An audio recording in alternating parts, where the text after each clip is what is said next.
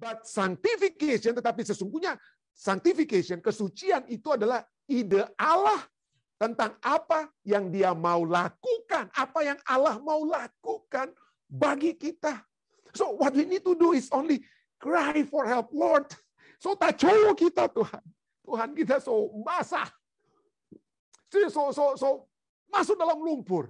So hancur kita Tuhan. Dan kalau kita berteriak seperti itu, ketahuilah, He has idea from beginning what He can do to us. Apa yang Dia akan lakukan. Dan ini baik saudara-saudara sekalian, sekali lagi selamat Sabat.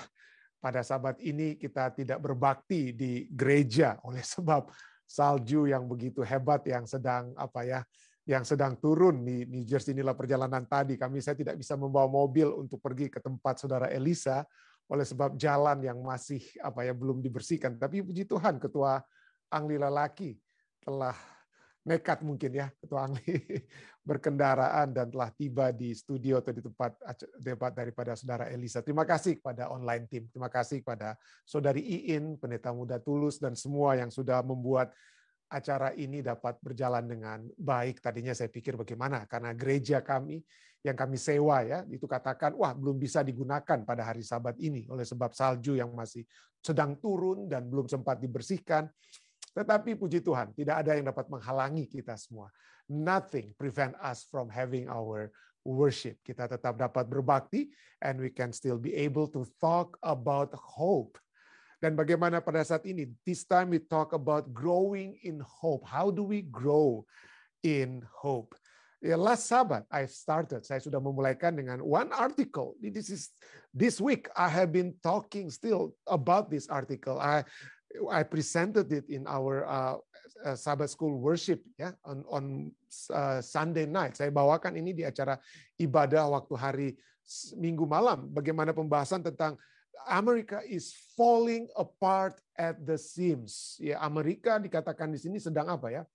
Amerika sedang hancur berantakan. Amerika is falling apart at the seam. Jadi inilah pembahasan yang saya sudah bahas berapa kali, even from last Sabbath I've been talking about it, how this David Brooks, the author of this article, said that there is a problem, a spiritual and moral problem in Amerika. Ada masalah spiritual and masalah moral ya, because the people have become like more wicked. Orang semakin lebih jahat, semakin lebih tidak bermoral dengan kata lain. And when he was asked, what could that be? Apa itu kira-kira? And he, as a columnist, he said, as a columnist, I'm supposed to have some answer, but I just don't know right now.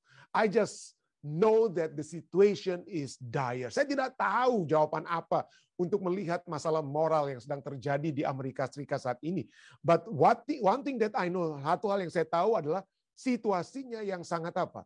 Situasi yang sangat mengerikan. Situasi spiritual dan moral yang dapat kita katakan we are in the midst of moral crisis. Ada buku-buku yang berbicara tentang confronting our moral crisis, how healing humanity. Bagaimana kemanusiaan itu dapat kembali diobati. And I pray, saya berdoa, we will be the one that God can use so that humanity can be healed. Saudara dan saya dapat digunakan oleh Tuhan supaya kita dapat menjadi contoh bagaimana kemanusiaan itu dapat disembuhkan. Bagaimana kita menghadapi moral crisis ini. And we are going back. Kita akan kembali mempelajari firman Tuhan. We're going to see the writing of Apostle Paul from the book of Thessalonians. Ya, kita melihat bagaimana buku Tesalonika berbicara tentang moral crisis. And the book of Thessalonians, like any other book of Apostle Paul, dari buku-buku lainnya Rasul Paulus, the first is about doctrinal, about theology, about right thinking. That's if you open your Bible and then read the book of written by Apostle Paul, he started with the doctrinal, right thinking. But it will not just end with right thinking. Tulisan-tulisan Rasul Paulus bukan hanya dimulai dengan doctrinal atau theology, right thinking, but it will always end with right doing, practical, hal-hal yang praktis. Apa yang harus kita buat? Apa yang harus saudara dan saya buat? And we can see now, we have been studying First Thessalonians, Second Thessalonians, and last Sabbath we studied the third Thessalonians, chapter 3. The First Thessalonians chapter 3. Ya, kita sudah belajar 1 Tesalonika 1, 1 Tesalonika 2 dan 3. Last Sabbath, First Thessalonians chapter 3. And now we will be studying chapter 4.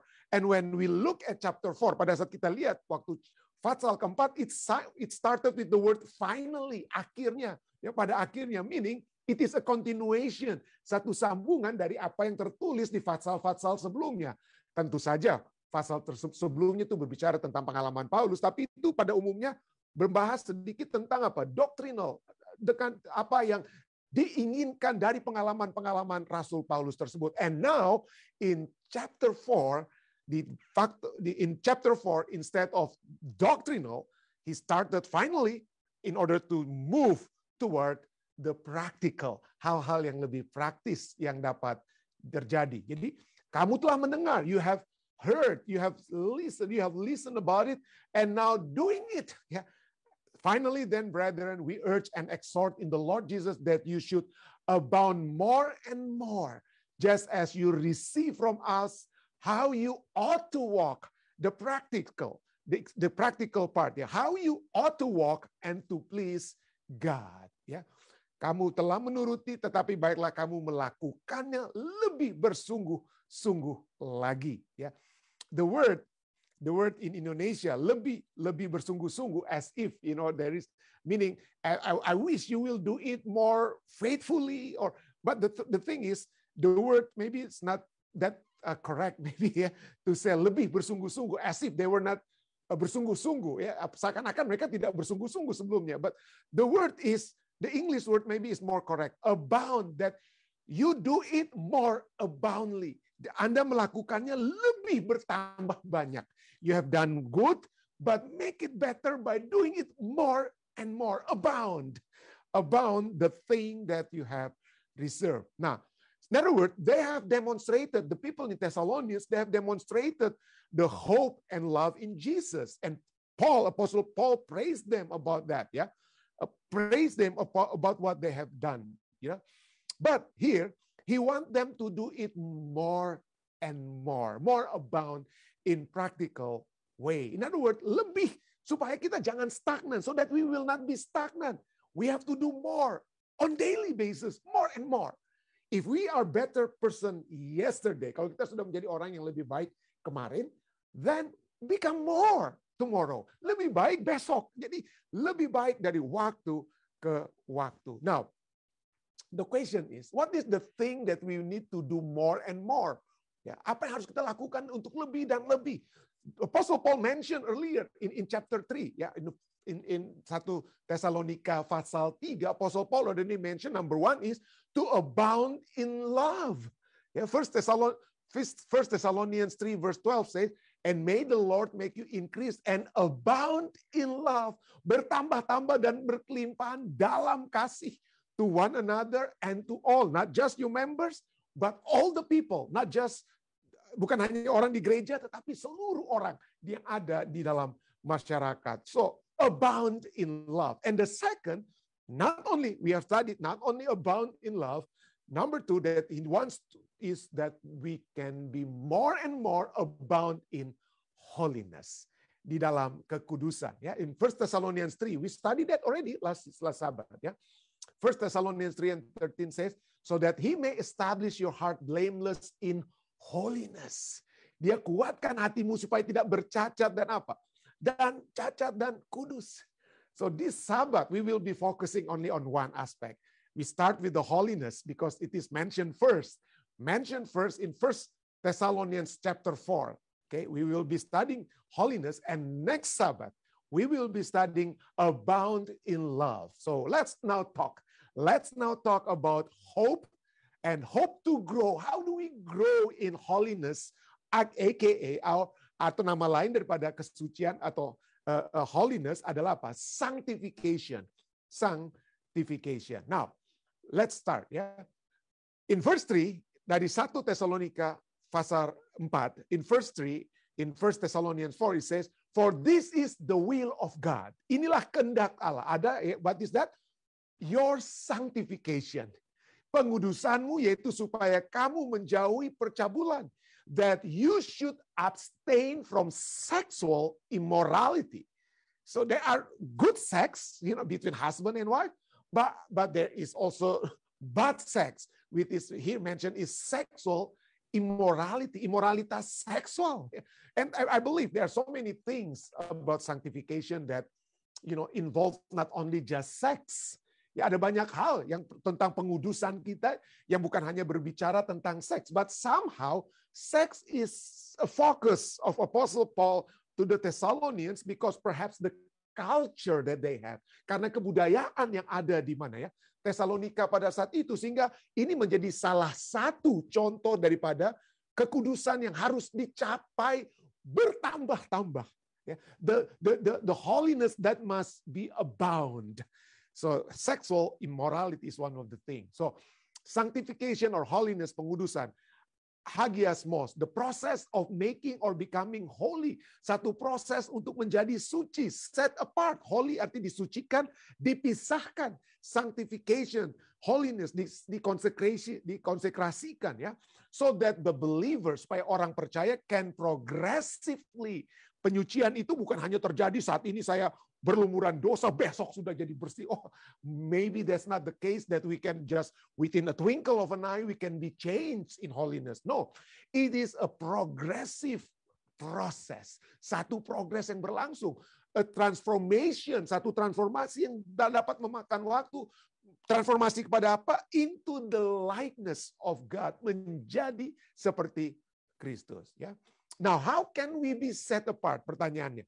How can we be set apart for God's exclusive purpose so that we can become like Him? Bagaimana kita dapat dipisahkan supaya kita dapat mencapai tujuan, mencapai seperti apa? Mencapai seperti Allah kita. Menjadi, dengan kata mencapai untuk menjadi seperti Allah. Nah, di sini dikatakan apa? In 1 Thessalonians 4 verse 3 and verse 4. Let us continue read. For this is the will of God, your sanctification. Inilah kehendak Allah, yaitu pengudusanmu, yaitu supaya kamu menjauhi percabulan, abstain from sexual immorality, that each of you should know how to possess his own vessel. Ya, bahasa Indonesianya agak berbeda, supaya kamu masing-masing mengambil seorang istri. Saya nggak tahu dari mana, bukan saya tidak tahu, saya tahu ya, karena ada nanti kita akan lihat bagaimana ada pengertian sehubungan dengan bahasa Yunani di sini. Nanti kita akan lihat ya. Nah, tapi kita baca dulu, nanti kita penjelasannya ya. We will be reading and then the explanation will come ya. That each of you should know how to possess his own vessel in sanctification and honor. Supaya masing-masing kamu mengambil seorang perempuan menjadi istrimu sendiri dan hidup dalam pengudusan dan penghormatan.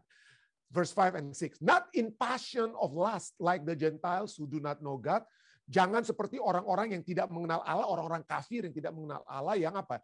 Yang dibawa oleh keinginan hawa nafsu.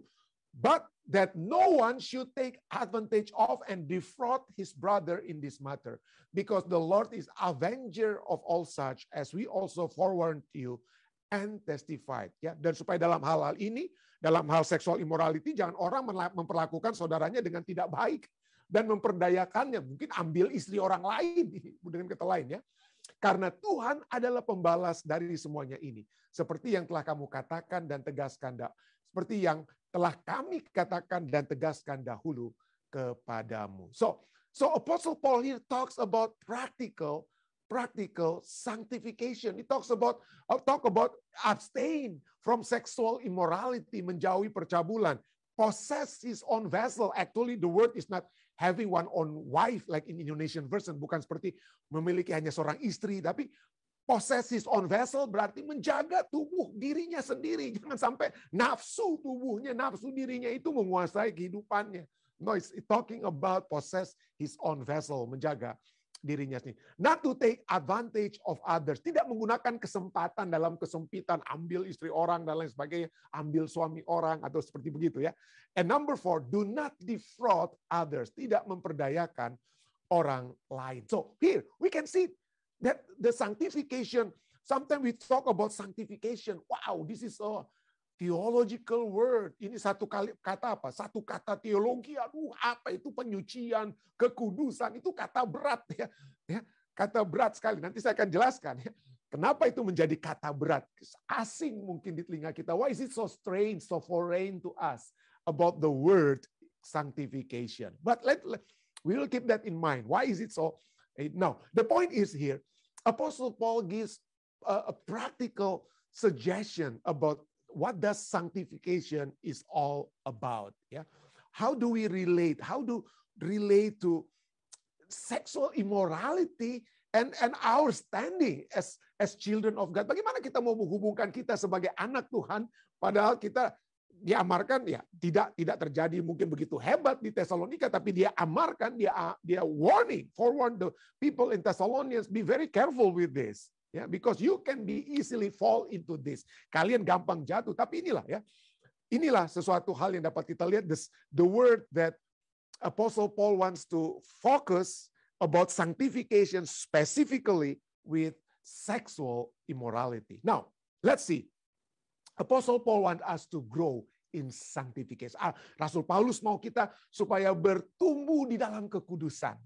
And the first thing that we know about when we talk about sanctification, bagaimana kita dapat bertumbuh, itu adalah itu pertumbuhannya itu bukan karena ada orang lain yang bertumbuh, maka saya ikut-ikutan bertumbuh. It's not because other people grow in sanctification because he's our pastor perhaps, or he's the elder, he's somebody. No, it is in each individual growth. Itu adalah pertumbuhan masing-masing dari kita. Sanctification is an individual experience. Itu adalah satu pengalaman setiap apa? Setiap pribadi, setiap orang. Dikatakan dalam in 1 Thessalonians 4 verse 4, each of you, dikatakan apa? Masing-masing kamu masing-masing, each of you should know how to possess his own vessel in sanctification and honor. Ya, masing-masing kamu ya, seakan-akan hanya laki-laki ini yang harus masuk ke sanctification, karena dia dikatakan bahasa Indonesianya harus mengambil seorang perempuan menjadi istrimu sendiri dan hidup dalam pengudusan dan apa? Penghormatan. Actually, the Greek word that has been translated differently, even in English language, because Indonesian translation is following Revised Standard Version. Yeah, in the Bible, it talks about having a wife, one wife only. But the word is actually skeuos. Yeah, skeuos means vessel or instrument. It is talking about ourselves. It's not vessel. It's not instrument. It's not about wife. But some translation talk each of you possess his own wife. No. It's not about possessing one's own wife. Kita punya istri, but it's talking about the vessel, instrument, just like Apostle Paul. Seperti Rasul Paulus dalam Kisah 9 ayat 15 berbicara, I am a chosen vessel. I am God's instrument. Saya adalah instrumen. Saya adalah apa ya? Saya adalah vessel. Vessel, apa itu vessel ini? Tempat-tempat yang Allah gunakan. Tempat untuk menadah air ya, yang Allah gunakan. So the meaning is not about having only one wife or what, but of course, that is something that we need to have, yeah, only one wife or one husband. But the primary meaning, arti yang sesungguhnya dari ayat ini adalah we need to gain mastery of our own body. Tubuh kita, pikiran kita, seluruh tubuh kita itu harus dapat kita kontrol. Jangan sampai lari kiri kanan otak kita, ya, atau tubuh.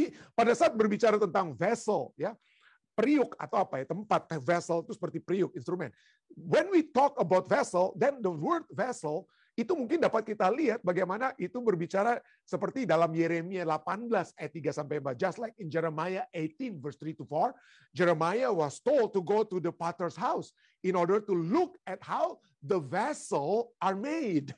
Bagaimana vessel, satu apa, tempayan periuk itu apa? Dibuat. And when Jeremiah went to that place, he looked at the potters, orang yang sedang membuat periuk, tukang periuk, lalu dia melihat bagaimana tukang periuk itu made a vessel, and the vessel broken, and what did the potters do? The potter will what? Kasih hancur lagi and try to make it good again, ya. Jadi ada lihat dibuat apa? Tukang periuk mengerjakan pada saat periuk itu rusak apa? Dia buat apa? Dia gabung lagi tanah liatnya lalu kemudian apa? Dia mengerjakan kembali. So in other words, Apostle Paul here speak about take care of your body. Take care of your body. Take care of your instrument, your vessel. Yeah, because all of us are broken vessel. Setiap kita semua adalah bagaikan manusia. Not one of us. The Bible speak about each one of us all sinners. Kita semua orang berdosa. Our heart is so wicked. Hati kita begitu apa? Begitu bejat sesungguhnya. We all are broken vessels that need to be restored. Needs to be restored. So, this is talk about what? This is talk about an individual experience. Yeah. Individual experience, if we want to grow in sanctification, kalau kita ingin bertumbuh di dalam apa? Dalam kesucian, we need to what? We need to give over. Kita harus menyerahkan. Kalau kita mempertahankan, kalau kita terus mempertahankan, if we hold into this broken vessel, God cannot do otherwise but to release us. Tuhan tidak bisa buat apa-apa selain membiarkan kita, dan kita akan apa? Hancur. Kita akan hidup dalam kecemaran. We will be living in sexual impurities. Yeah. But if we want to grow in sanctification, each one of us, setiap hari kita harus bertumbuh di dalam apa?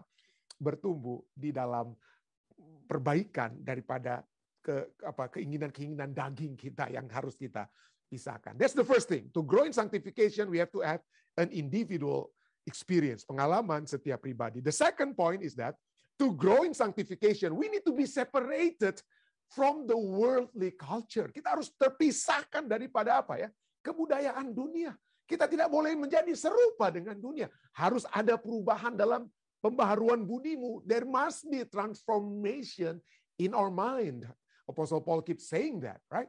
And here in 1 Thessalonians 4 verse 4 to 5, 1 Tesalonika 4 ayat 4 sampai 5 dikatakan, each of you should know how to possess his own vessel in sanctification and honor, not in passion of life of lust, like the Gentiles who do not know God. Jangan menjadi seperti orang-orang kafir yang tidak mengenal Allah.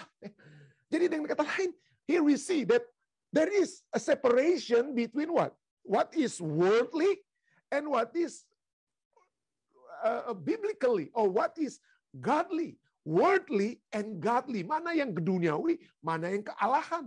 And kealahan, if you are worldly, you cannot be godly. Kalau kita hidup dalam keduniawian, kita tidak dapat menjadi seperti Allah. Ya, mereka tidak mengenal Allah. It is what? It is not compatible. Tidak apa? Tidak nyambung orang bilang. Nah, why would Apostle Paul speak about this? Why specifically about sexual immorality? Do not be like the world.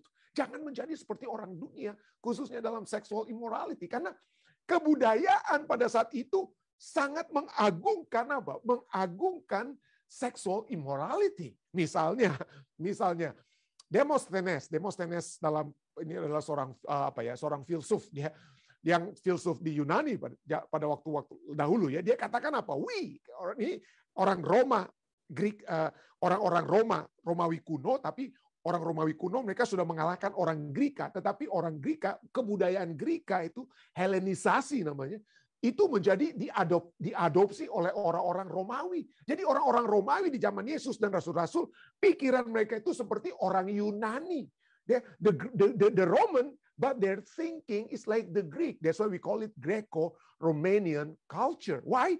Because the Greek culture, the Greek culture will say what? Like here, Demosthenes says, we Athenian men, kami pria-pria Athens, we have prostitute for the sake of pleasure. Kalau kita ingin bersuka-suka, kita memiliki apa? Pelacur. We have concubines. Concubines itu wanita simpanan to meet our bodily needs day to day. Untuk setiap hari mungkin kita perlu wanita simpanan. And kita juga membutuhkan istri-istri supaya kita dapat anak-anak yang legitimate, anak-anak untuk menjadi anak-anak asli kita atau untuk membawakan keturunan bagi kita. This is the culture. It is okay to have prostitute. It is okay to have hubungan gelap atau concubine, wanita simpanan, ya, atau wives, istri lebih daripada satu. Dan bukan itu saja, ini menjadi satu hal yang sah. This become legitimized way of doing even spiritual things, menjadi hal yang terjadi. Misalnya ada Solon ya. Solon adalah seorang apa? The great legislator of Athens. He was a great legislator of Athens. Jadi lawmaker. Kalau istilahnya di dunia sekarang, lawmaker, pembuat hukum tuh Solon bahasa Inggrisnya. Itu karena berasal dari seorang yang bernama Solon ini. Solon, lawmaker, he said that he was the first. It was said that he was the first to legalize prostitute so that the money that we spend with the prostitute can be used to build temples. Sehingga uang-uang pada saat kita bermain dengan pelacur itu dapat uang pajaknya itu untuk membangun apa? Kaabah-kaabah Yunani di zaman dahulu. Begitu hebat ya. Dan inilah keadaan saat itu. Inilah keadaan saat itu. Apostle Paul says, if you want to grow in sanctification, kalau kita ingin bertumbuh dalam kekudusan, mungkin inilah yang menjadi menjadi daya tarik yang menarik kita keluar dari kekudusan itu adalah apa ya? Sexual immorality. Sexual immorality. And what about in our time? Ya, bagaimana dengan keadaan kita saat ini? Apakah sudah berubah kita lebih baik daripada keadaan orang Romawi, keadaan orang Yunani zaman dahulu? Well, we perhaps are not far away from them, or even worse than them. Ya, ada saya nggak usah sebutkan lah. I don't have to mention about the statistic about infidelity, ketidakjujuran dalam rumah tangga di tahun 2021 ya, dan lain sebagainya. Dan this week I read a very interesting article ya tentang sexual immorality. Interesting article that speak about that the use of pornography increased during the pandemic. Ya orang-orang karena lockdown dan lain stres dan lain sebagainya, jadi banyak lebih meningkat berkali-kali lipat orang yang menggunakan apa? Pornografi. Ini tantangan tantangan bagi banyak umat manusia. And what makes me thinking, yang membuat saya berpikir adalah apa yang dikatakan di dalam artikel ini ya, tentang dikatakan apa? Ini kesimpulannya. Dia katakan maybe pornography is actually good. Bagus. Kenapa? It might actually help flatten the curve. Jadi supaya orang nggak keluar rumah, akhirnya menjangkitkan orang lain, so that you will not infect other people with coronavirus and you just stay at home. Maybe it's okay for you open pornographic sites with your mobile phone, with your laptop and everything, so that you don't have to infect other people with coronavirus. So it is actually a low risk sexual outlet, dia katakan. Jadi this is what the world is teaching. It's okay. It's okay. Sexual immorality is okay.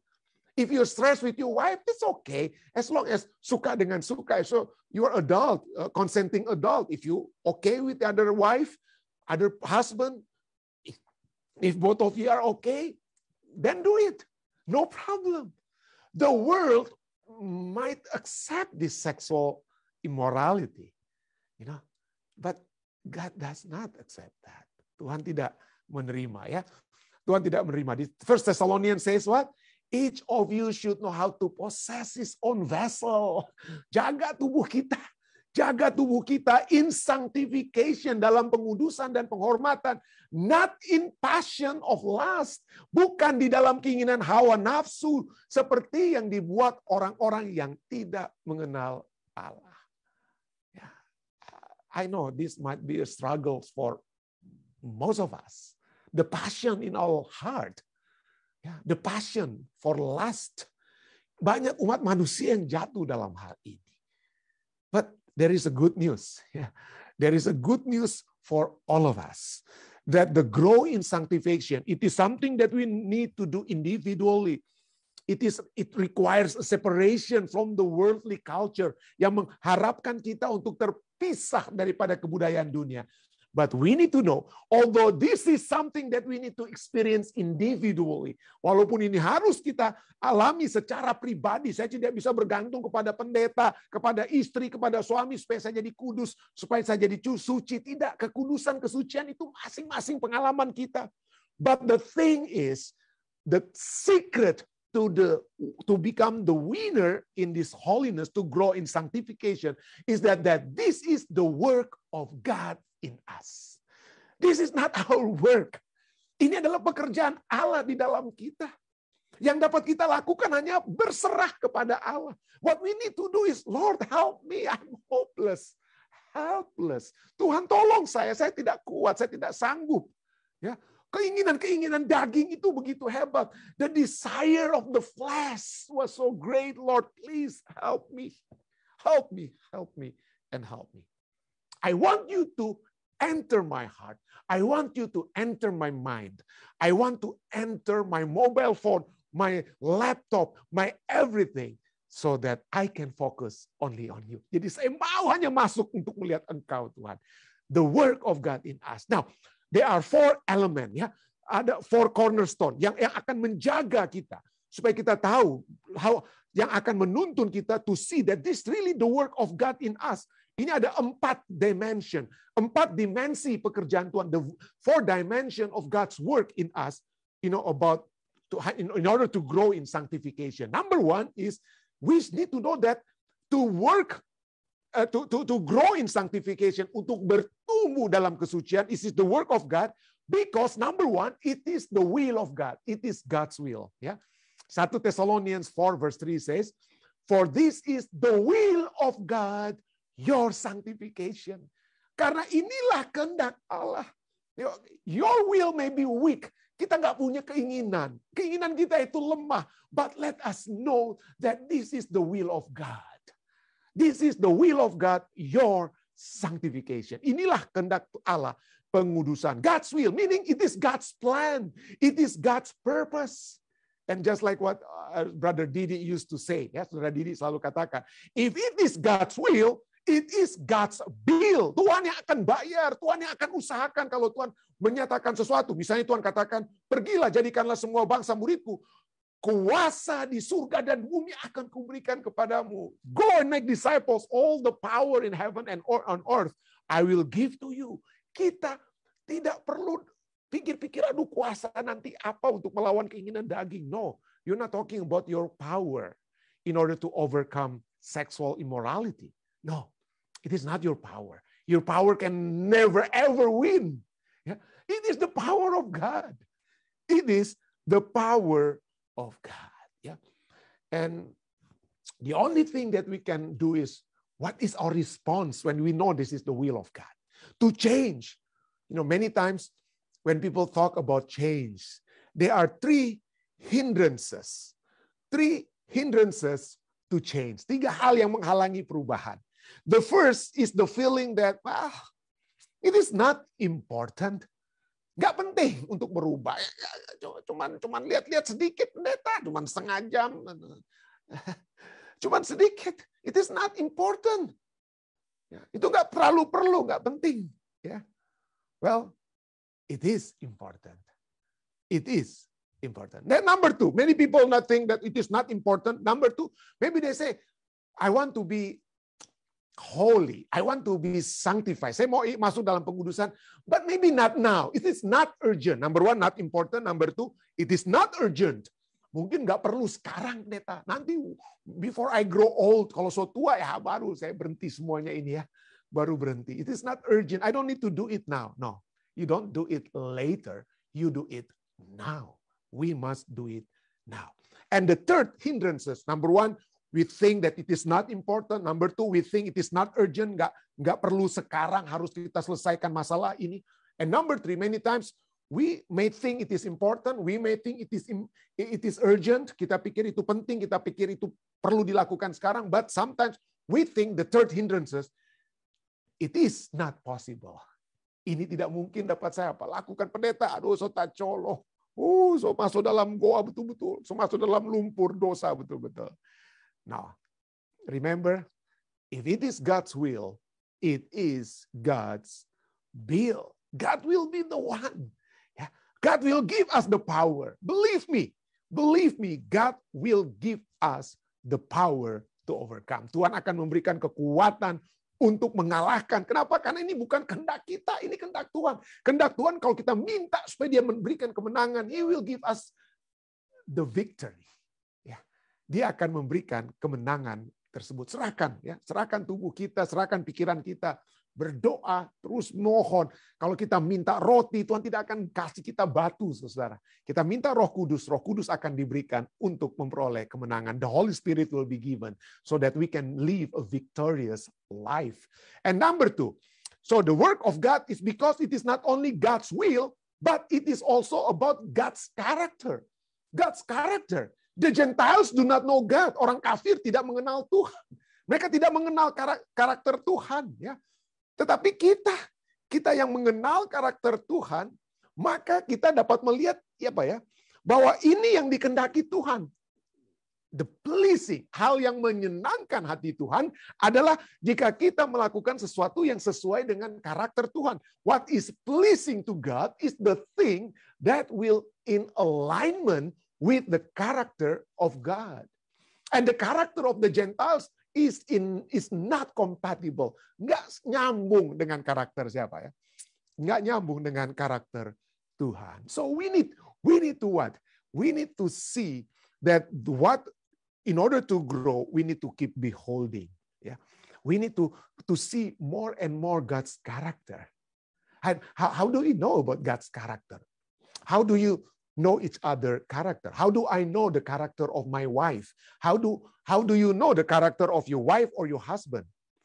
By beholding, ya. Bagaimana Anda mengetahui karakter suami istri Anda? Kan dulu, the first time I got married, there's so many things I don't know about my wife. I don't know many things about my wife. But now, just by looking at the way he look at me, I know, because I know her character. Kita sudah tahu pasangan kita masing-masing, suami atau istri kita. Dulu kita tidak kenal, sekarang baku hagam miring sedikit, aduh, ini dia.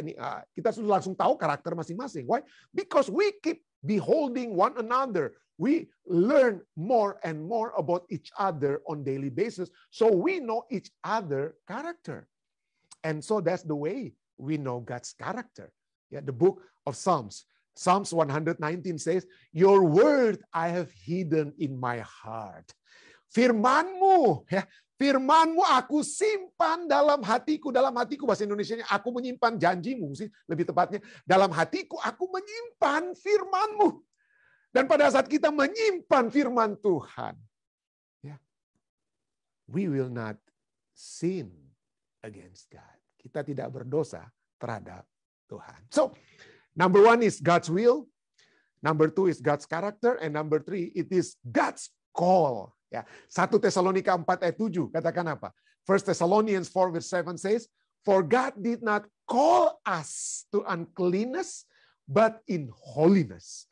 Allah memanggil kita bukan untuk melakukan apa yang cemar, melainkan apa yang kudus. Ya, sanctification we can see, it's all about God. Ya, in order for the work of God in us, it is God's will, it is God's character. It is God's call. Itu adalah kehendak Tuhan, karakter Tuhan, panggilan Tuhan untuk kita. Kita semua dipanggil. Kita semua dipanggil untuk hidup apa? Kudus, ya. Untuk melakukan apa yang bukan cemar, tapi apa yang kudus, dan bukan melakukan apa yang cemar. We are called. Kita telah dipanggil, ya. Itulah sebabnya 2 Timothy 1 verse 9, Apostle Paul speak more about this to Timothy. He says about what? When did God call us? When did God call us to live a holy life? Oh, Pastor Rantu, I need you to live a holy life because today I see you do this and do that. So today I call you, Pastor Rantung, to live a holy life. Is that the time when God called us? Apakah Tuhan memanggil saya untuk kekudusan pada saat hari ini? Mungkin ada yang saya nggak benar yang saya lihat, nggak benar yang saya lakukan. Apakah hari ini? No. The call has been given even before we were sinned. Oh, this is so significant. So significant. Why? Well, you'll see. Yeah? 2 Timothy 1 verse 9 says, New English Translation says, He is the one who saved us and called us with a holy calling for a holy living. Yeah? Not based on our works, but on His own purpose and grace granted to us in Christ Jesus before time begin. Kita telah dipanggil untuk kekudusan. Panggilan kudus itu bukan berdasarkan perbuatan kita, melainkan berdasarkan maksud dan kasih karunia sendiri yang telah dikaruniakan kepada kita dalam Kristus Yesus sebelum permulaan apa?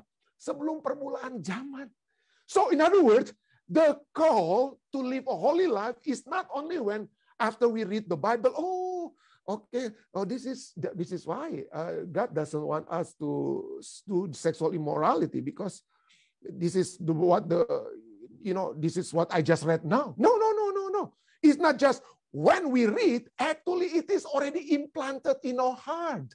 That's why we may feel guilty whenever we do something unholy. When we practice sexual immorality, we feel guilty even before we read in the Bible. Even the people of the world, they might start to feel guilty. They have to feel guilty because God has implanted in each one of us, in our heart, that this is not my character.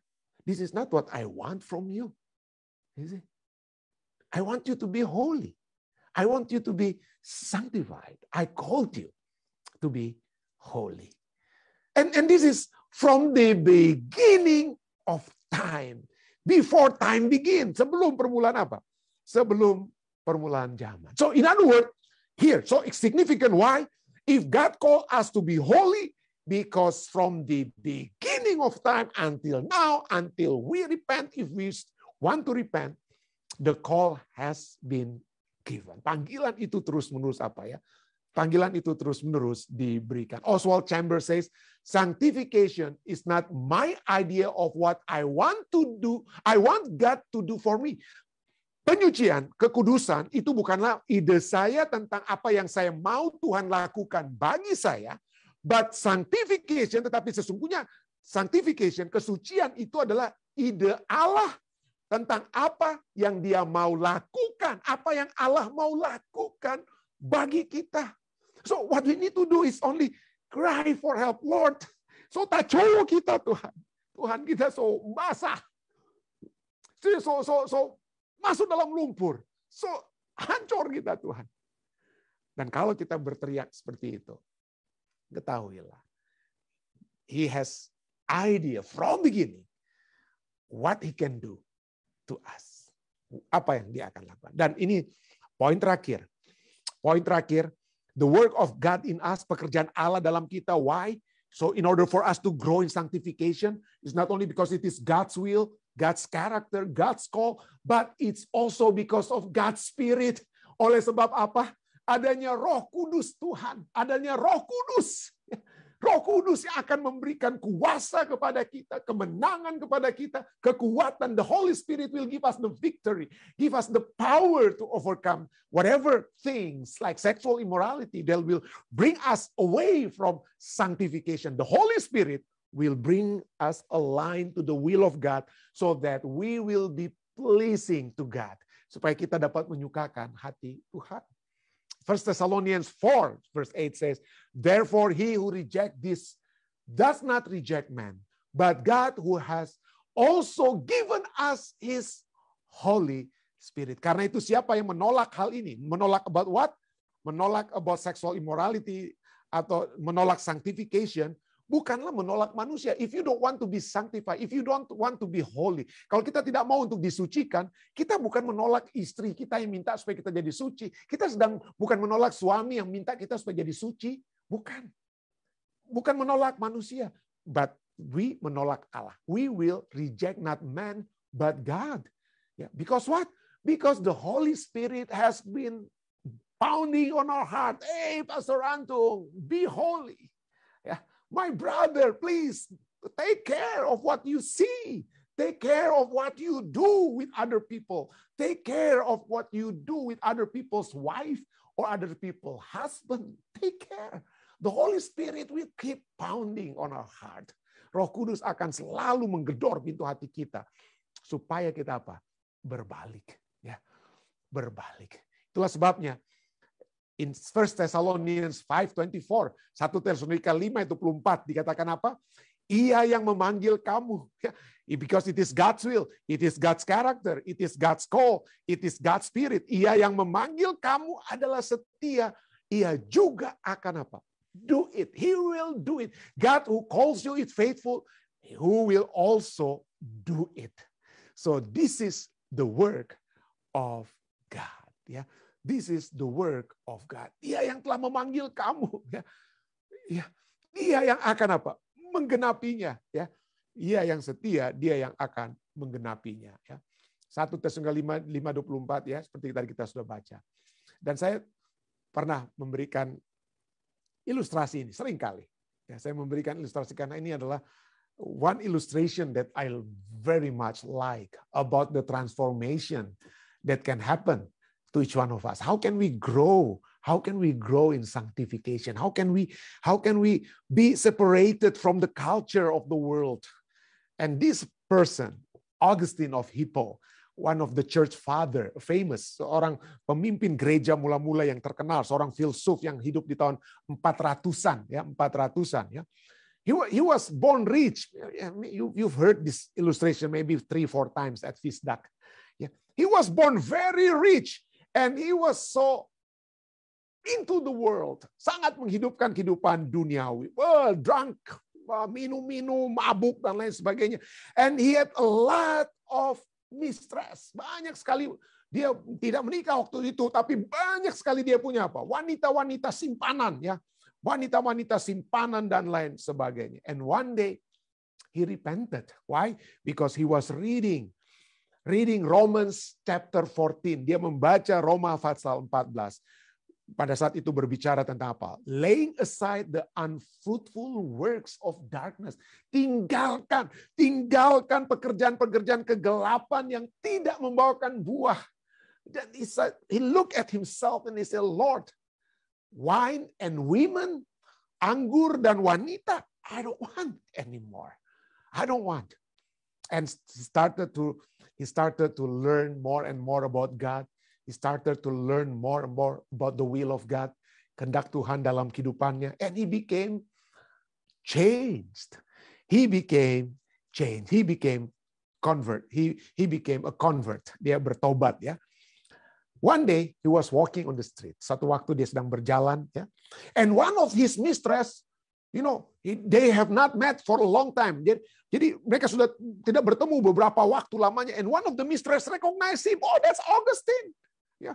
Augustine was walking in the market and the mistress looking at him from the far. And then the mistress started to run toward Augustine. Augustine, it is I. Jadi katakan, ini saya. Mungkin dia mau kasih ingat. Ini pacarmu dulu, ini kekasih gelapmu dulu atau apalah, ya. Wanita simpananmu. It is I. Dia terus. Augustine jalan terus. Until finally he shouted, Augustine, it is I. Inilah saya. And Augustine at that time stopped. Augustine berhenti. Dia berbalik ke belakang. Dan dia berkata, but it is not I. Tetapi ini saya bukan lagi saya. It is not I. In other words, I am a new person. I am a new person. I am going in a different direction. It is not I anymore. Ini bukan saya lagi seperti saya yang kamu kenal. Because I have changed. Kesucian, holiness, is about growing. And God has given us this hope. How can we grow in holiness? How can we grow in sanctification? How can we be separated from the world? It is not your work. It is not your strength. It is not your power. It is God's power. Adalah kuasa Tuhan saja yang menyanggupkan kita. I pray that as we continually live with the Word of God, as we come in closer and closer with the Word of God, we will say like Augustine, Lord, thank you. But it is not I. Saya bukan lagi seperti yang dahulu. I am a new person. Saya bawa ini dalam nama Yesus. Amin. Baik, saudara-saudari sekalian yang saya kasih dalam Yesus Kristus, di jemaat kami pada saat ini kita akan mengikuti acara perjamuan yang kudus, dan pada saat ini di